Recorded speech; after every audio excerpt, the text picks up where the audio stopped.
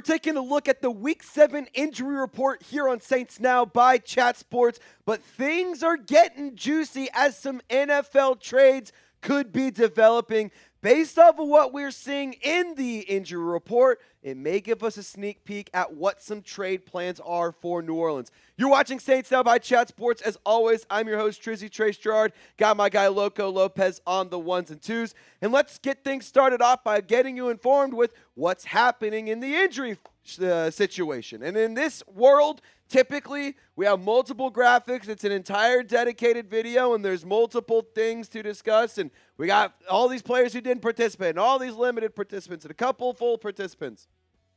This is all of it. 5 names.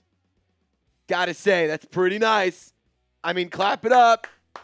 Pretty healthy, all things considered. Really, really nice to see that the Saints are starting to get healthy as the season is getting further and further along. Now, obviously, a couple names that stick out here. Alvin Kamara did not participate. We're going to talk about him in a moment. Isaac Yiadom also did not participate with the hamstring injury, which means Quincy Riley does have another opportunity to start if Isaac Yiadom is going to miss another game. Now, Alontae Taylor, Chris Olave, these ones kind of stick out to me, and I want to talk about them. But John Ridgeway, he was a full participant, and I expect him to be ready to go and provide a little bit of boost to the Saints defensive line. I really like that player, too, because he's an Arkansas Razorback. So let's talk about Olave and Taylor. So by no means do I doubt that there's an injury.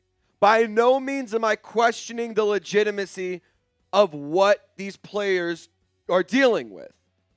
But I also have to say the timing is a little bit interesting.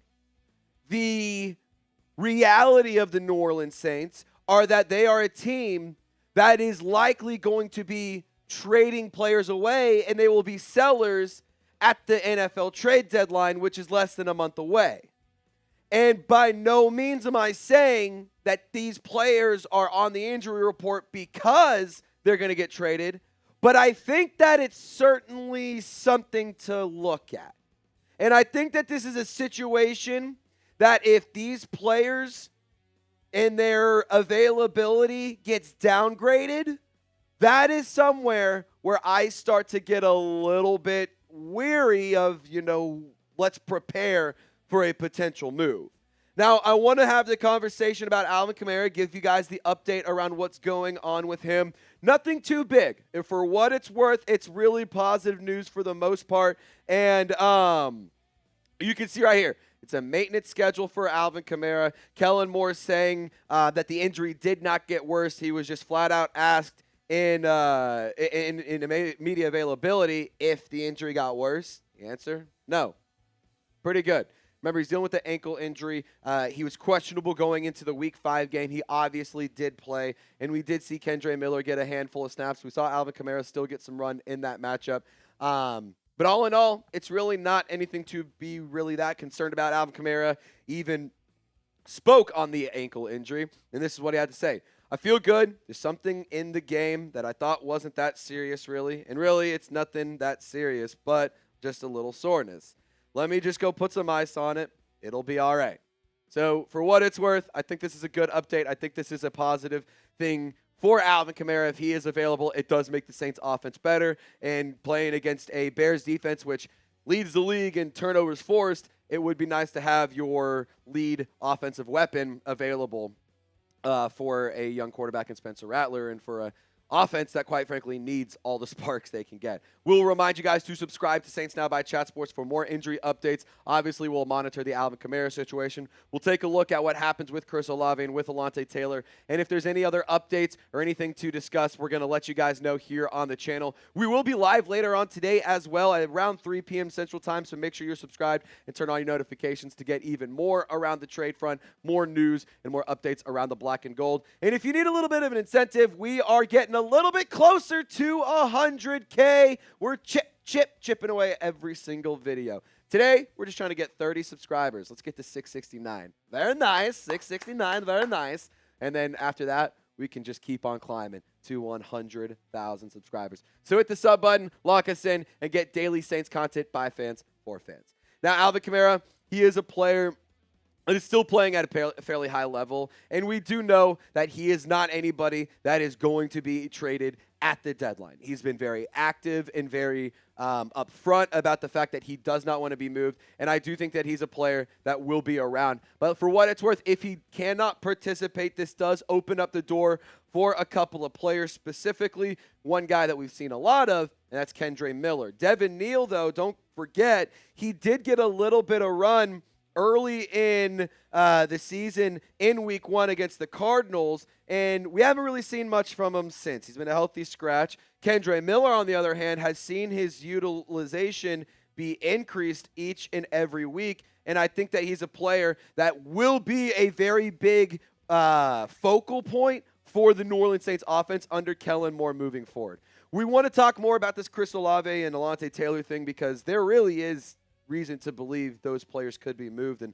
I'm going to give you more proof here in one moment. But first things first, got to thank today's presenting sponsor, and that is PrizePicks, ladies and gentlemen. This episode of Saints Now by Chat Sports brought to you by PrizePicks. We make decisions every single day, but over on PrizePicks, being right can get you paid. I always tell my girlfriend to download it. Use code CLNS. She'll get $50 after she plays her first $5 in lineups. But you know, I keep telling her, hey, you're always right. Why don't you start making money being right all the time? So you, too, can start making money every single time you're right watching sports. PrizePicks is the only app that offers stacks, meaning you can pick the same player up to 3 times in the same lineup. Want to pick more on Josh Allen's pass yards, rush yards, and touchdowns? Now you can pick all 3 of them in the same lineup only on PrizePicks. I have a Thursday night football lineup here for you, so check it out. I've been having a lot of fun doing these 2-player projections. It's just kind of fun to have easy stakes. 1 touchdown, 2 very good players. As long as they find the end zone, your boy's cashing in on some money. And I believe it was $20 to win 90. So 2 catches, $90. Sounds like a pretty sweet deal. Make sure you download the PrizePicks app. Use code CLNS, and you'll get $50 in lineups after you play your first $5 lineup. PrizePicks also has this really cool thing in the feed tab.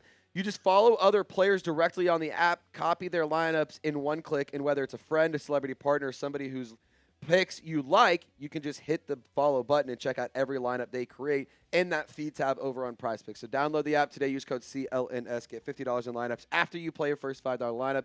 Click the link in the comments and description of this video to get started. Shout out to PrizePicks, where it's good to be right. I'm not going to lie to you. It really is weird timing that this injury kind of popped up. Again, by no means am I questioning that there is an injury for Chris Olave. By no means am I doubting that he's dealing with something. I'm sure he is. I mean, you're playing football. He's been heavily targeted this season. He's second in the league in targets. He's had a lot of catches. He's top 10 in that regard as well. He's been taking a lot of hits, and so I could see him having something that he's dealing with. A little tweak, if you will.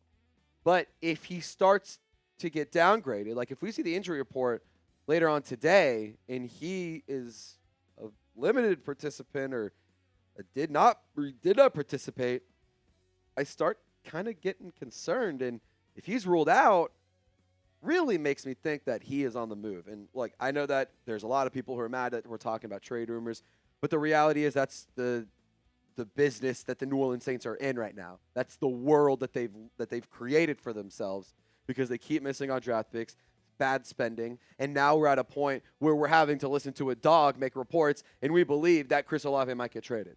And for what it's worth, Ricky Scoops has hit on multiple different players and multiple different reports.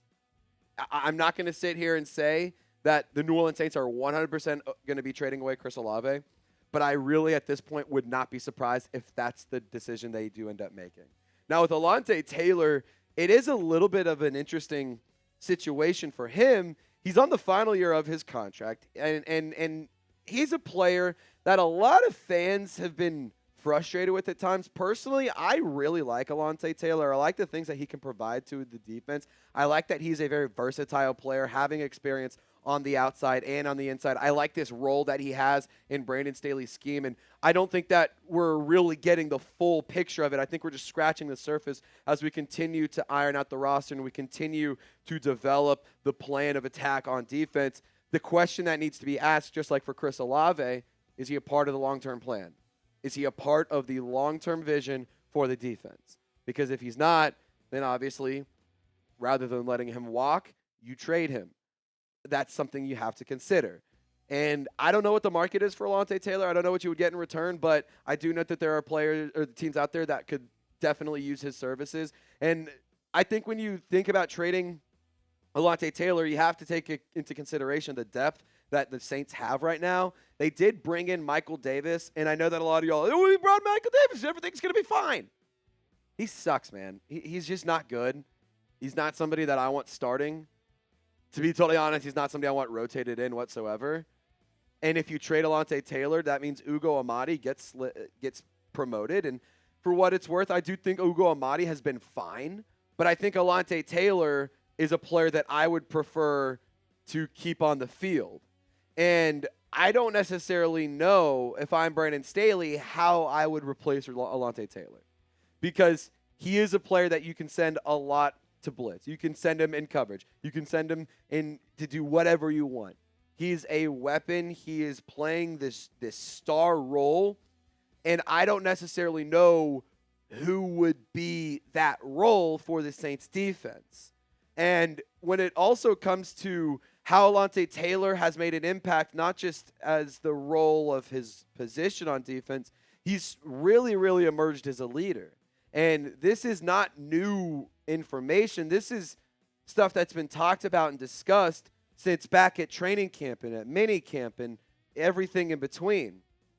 And Alontae Taylor, he's a player that has provided sparks for the team so many times. He's a player that I think is a really good mentality, and he's a really good guy to have out there because he plays with swagger, he plays with energy, he plays thinking he's the best guy on the field. And I really do like having him be a part of the defense. And I think that he is a player who gets a lot of unfair criticism, in my personal opinion. And I do think that there is fair criticism that he gets, but I think that he gets a lot of unfair criticism from the fan base.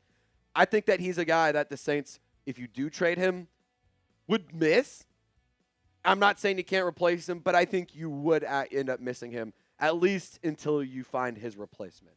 And I personally don't think we've really had – I think that Alontae Taylor is kind of the guy who's been that replacement that we've been looking for since C.J. Gardner-Johnson, if that kind of makes sense. So it's kind of a weird conversation. I don't know what's going to happen to Alontae Taylor. Chris Olave maybe get traded. What would you do with Alontae, though? We've had a lot of people have conversations about Chris Olave. We really haven't talked much about Alontae Taylor. Would you trade him? Type trade, type pass. I'm going to type my pass. I would prefer to keep him, but to be totally honest, if you get something nice, like, yeah, I mean, I would rather trade him than Rashid Shaheed, my sweet prince. That would just be ridiculous. Friendly reminder, we are on the road to 100K. If you haven't already and you enjoyed the content, make sure you hit the sub button. Really helps us out, helps Lopez afford more Four Locos for the watch parties, and helps me get more dog toys for my buddy Dude. So hit the sub button, lock us in. Y'all stay golden. We'll see you live later on, 3 p.m. Central Time.